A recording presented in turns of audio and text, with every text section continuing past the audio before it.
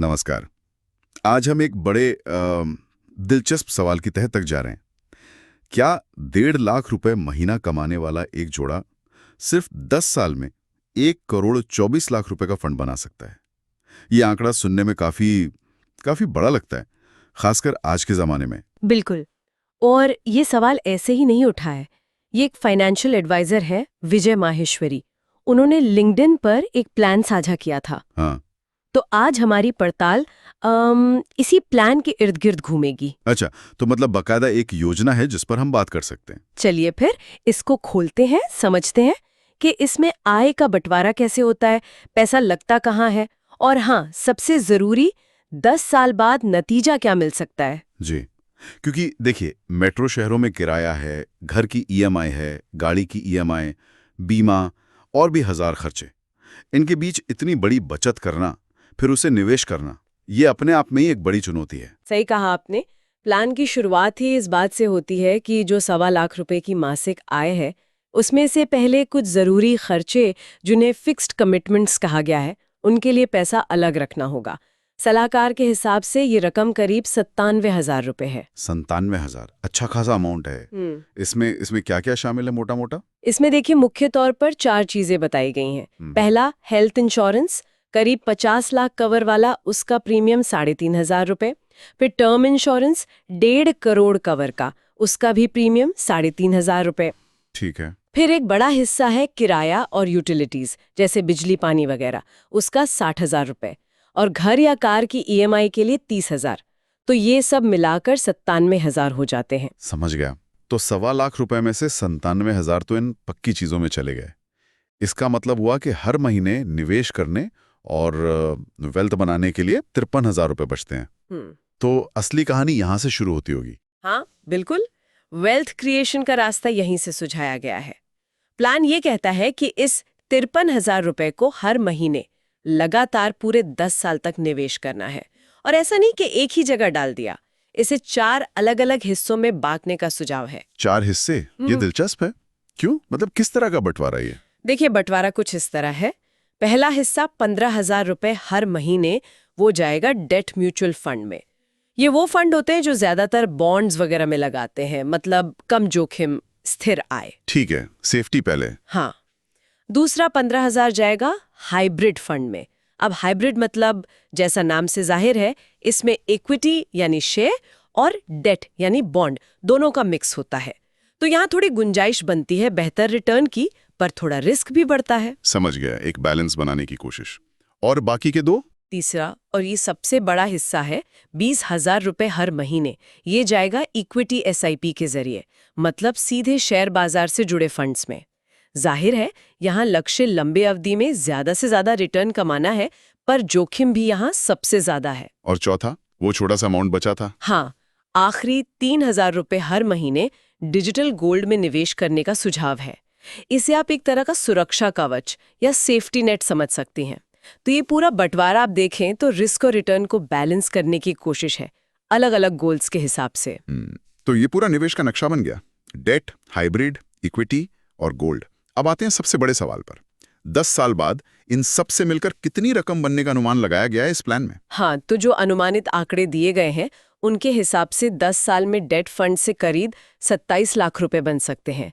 इसके लिए सालाना रिटर्न लगभग 7.86% माना गया है। 7.86% डेट में?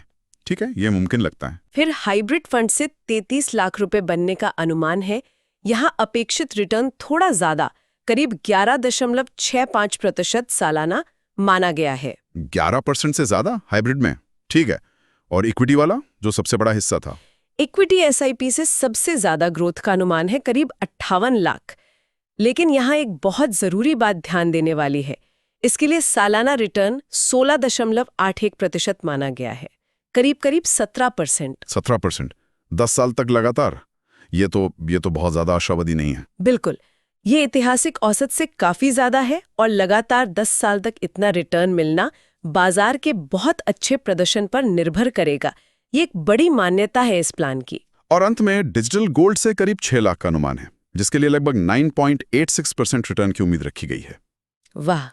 तो अगर इन सबको जोड़ें, 27 लाख डेट से, 33 हाइब्रिड से, 58 इक्विटी से और 6 गोल्ड से। ये कुल मिला के 1,24,00,000 रुपए बनता है। लक्ष्य तो कागज पर बहुत ही आकर्षक लग रहा है। बिल्कुल, कागज पर तो लक्ष्य हासिल होता दिख रहा है। तो संक्षेप में यही है प्लान का सार। 1.5 लाख रुपए महीने की आय से 53,000 रुपए बचाना और फिर उसे डेट, हाइब्रिड, इक्विटी, गोल्ड में समझदारी और अनुशासन के साथ 10 साल तक लगाते रहना, जिससे 1.24 करोड़ तक पहुंच सकें। लेकिन जैसा आपने भी कहा, इसमें कुछ अगर और मगर भी हैं, खासकर वो इक्विटी रिटर्न वाली बात। स्रोत में भी शायद इन चुनौतियों और मान्यताओं का जिक्र किया गया होगा। हाँ, और ये समझना बहुत जरूरी है। देखिए, पहली बड़ी चुनौती तो यही है जो हमने शुरू में भी कही थी। 1.5 लाख रुपए की आय पर 60,000 रुपए किराया और 30,000 रुपए ईएमआई देने के बाद बाकी के सारे खर्चे संभालते हुए हर महीने 53,000 रुपए बचा पाना ही कई जोड़ों के लिए शायद बहुत मुश्किल हो। सही बात है। मेट्रो सिटी की लाइफस्टाइल, खर्चे बहुत होते हैं। बिल्कुल। और दूसरी बात, जैसा हमने डिस्कस किया, इक्विटी में लगातार 10 साल तक 16-17% का रिटर्न मिलना, ये एक बहुत आशावादी अनुमान है।